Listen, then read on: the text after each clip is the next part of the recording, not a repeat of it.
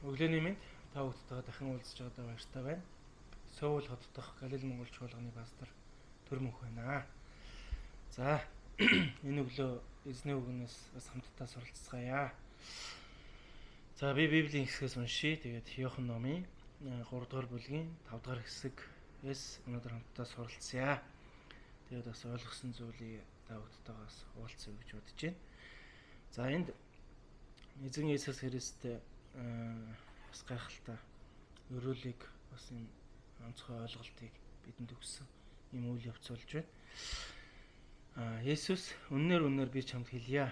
Хэн ус болон сүнснээс эс төрн тэр Бурхны хаанчлалд орж үл чаднаа гэсэн багт.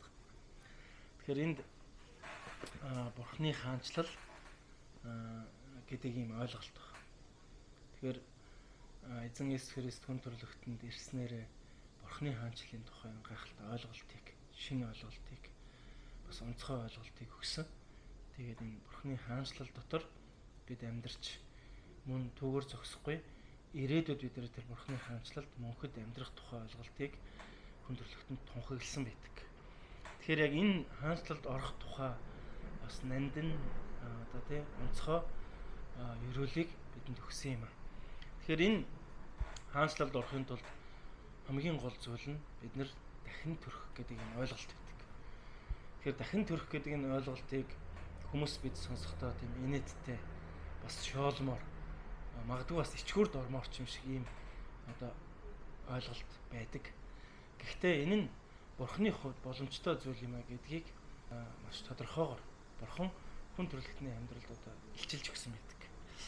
Тэр яг л энэ үйл явц яг энэ Библийн яг энэ хэсгүүд дээр бас болсон байдаг. Тэгэхээр бид нар урд хэсгүүдээс харах юм бол фарисеучуудын нэгэн удирдагч багш буюу нэг өсөндөө нийгэмдээ хүлээн зөвшөөрөгдсөн, хүндлэгдсэн бас байж болох ёстой тэр бүхий л байр суурьуудыг дэлхийгээс шаарддаг тэр эрдэм мэддлийг боловсруул аливаа зүйлсийг ингэж өөрийн болгож чадсан ийм нэгэн удирдагч шөнөөр эзэн Есүс Христээр яриад асуусан байдаг. Хүн ер нь хоёр дахь ихэнх хөвлөд орох боломж байгаа юм уу? Тэгээд энэ бас сонирм шүү. Би бол уулын таныг Бурханаас ирсэн хүн гэж хүлээж авч байгаа. Яагаад гэвэл таны энэ дэлхий дээр хийж байгаа зүйлс Бурхан л байхгүй бол боломжгүй зүйл гэдэгт бол би итгэж байна. Би хүлээн зөвшөөрч байна гэж хэлсэн байдаг. Тэгээд нэг талаас дэлхийн нүдээр харах юм бол энэ маш мэргэн тэгээ маш зөв асуултыг эзэн Есүс Христээс ирж асууж байгаа л да. Хүн ер нь хоёр дахь удаага ихийн хөвлөд орж төрж болох уу гэж энэ нэр нь боломжтой юу? Энд их тийм эргэлзээ төрүүлж байна гэдэг ойлголт. Өнөөдөр ч гэсэн бидний хувьд эзэн Есүс Христэд итгэж мөнх амийг авна гэдэг энэ ойлголт бол өөрөө бас тийм эдрэтэ юм шиг дэлхийн ойлголтоор магадгүй хүний ойлголтоор бодоход энэ боломжгүй зүйл байна. Харин гэхдээ Бурхны хувьд бүх зүйл боломжтой гэдгийг та бас хүлээж аваарай. Та бас энэ зүйлд итгээрэй гэж эзний нэрээр ятгахмаар байна.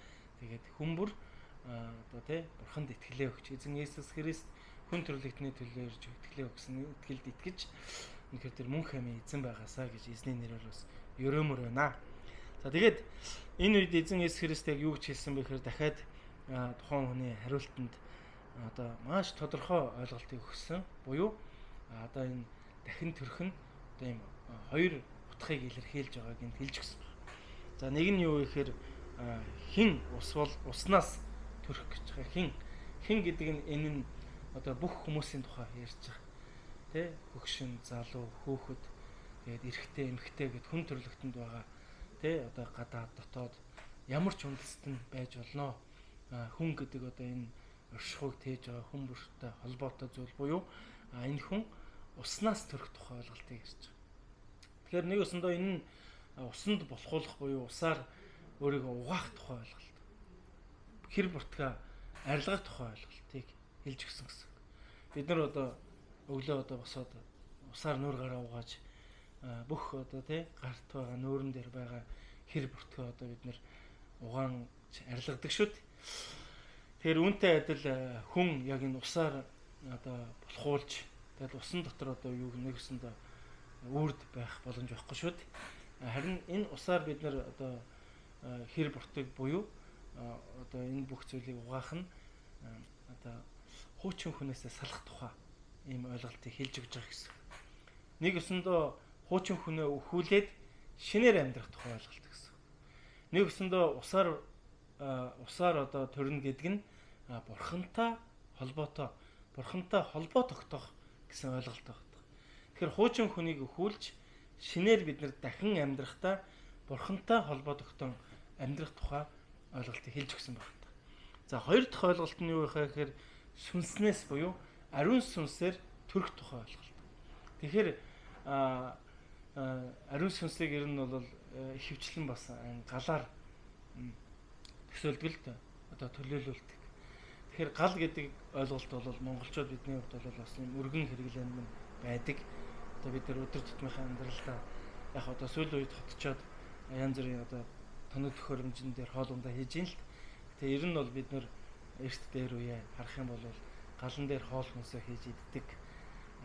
Нэг өсөндөө өнөөдөр ч гэсэн бид нар одоо зуны дэлгэр цагт хөдөө гадаа явахдаа одоо тий гал төлж, хээр гадаа гал төлж, тойрч суун одоо бид нар сэтгэлээ баясгаж мөн түүн дээр бид нар өдөр тутмынхаа хоол хүнсээ хийж иддэг. Буюу монголчууд бид нар одоо галын талаарх өргөн ойлголттой байдаг. Тэгэхээр гал гэдэг бол өөрөө юм галын одоо үндсэн одоо цөм оргил хэсэг нь өөрөө юу гэхээр одоо дээшгээ одоо оргилсан одоо тэмүүлсэн одоо тий цойлсон ийм одоо үйл явц байдаг.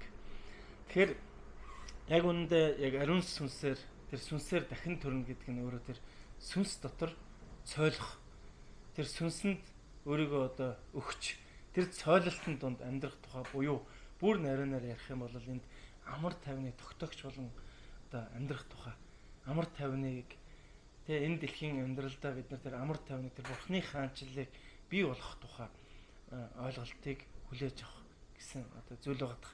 Тэгэхээр энэ дээр ийм хоёр зүйл гарч ирж байгаа. Нэг нь юу гэхээр усаар буюу бурхантай харилцаа тогтоох. Бурхан дотор одоо бурханд амьдралаа даатгах тухай ойлголт. Нөгөөх нь яг энэ амьдрал дотор энэ ариун сүнсний оргилсан тэр одоо хүч дотор одоо тэр ариун сүнсээр удирдуулж амьдрах тухай ойлголт. Тэгээ бүр ингээнээр ярих юм бол миний зүрх сэтгэлд би одоо өөрөө биш, миний хүсэл биш, бурхны хүсэл орж ирж яг бурхны тэр ариун сүнсээр удирдуулан амьдрах тухай ойлголт нь өөрөө дахин төрөх буюу тэр бурхны хаанчлалд орох гэсэн юм ойлголт байна. Тэгэхээр энэ тий хүн төрлөختний одоо энэ гахалтай мэдлэг мах бодоор одоо тий олж мэдсэн зүйлээс илүүгээр бурхнаас өгөгддөг ерөөл байна. Мөн цаашгаа бид нар үргэлжлүүлээд саяны 5 дахь хэсгийн дараагийн хэсгийг харах юм бол энэ дээр бас маш тодорхой хэлж өгсөн байна л. Юу гэсэн бэхээр махбодоос төрсөн нь махбод, сүнснөөс төрсөн нь сүнс билээ гэсэн байна. Одоо бид нар энэ хуучин хүн буюу энэ дэлхий дээр бид нар яг энэ махбодынхаа дагуу амьдарч байгаа бол харин бид нар эзэн Есүс Христийг хүлээж авснараа түүнд амьдралаа даатгаснаар одоо бид нар яг тэр сүнс дотор тэр дахин төрсэн амьдрал дотор хуучин хүнийг өхүүлж шинээр тэр бүх зүйлийг эхлүүлсэн. Нэгэсэндээ бурханд амьдралаа даатгсан, бурханд итгэж амьдрах амьдралыг ирээдүйн тэр мөнх амьдралыг мөн энэ дэлхийд тэр бурхны хаанчлалыг тогтоож амьдрах амьдралд өөрийгөө өргөх тухай ойлголт нь дахин төрөх юм аа гэдгийг өнөөдрийн эзний үг биднэрт өгж байна. Тэгээ тийм учраас ах トゥ нараа хамтдаа одоо бидний амьдралд яг өөрийн дагуу амьдарч байгаа тий тэр өөрийн хүслийн дагуу амьдарч байгаа тэр хуучин амьдрал байгаа бол тэрийг бид нар хамтдаа тий эзний тэр сүнс дотор өхүүлж эзний сүнс дотор бид нар орхиж харин эзний сүнс дотор бид нар шинэ амьдралаар үнэхээр өдрөдүүлсэн тэр амар тайвны бурхны хаанчлалын амьдралаар өдрөдүүлсэн тэр амьдралыг хамтдаа одоо өрнүүлцгээе. Тэгэд энэ шинэ өдөр таны амьдрал яг л энэ гайхалтай ерөөл дотор байгаасаа гэж эзний нэрээр өрөөж байна. Эзэн та биднийг ивэх болтугай.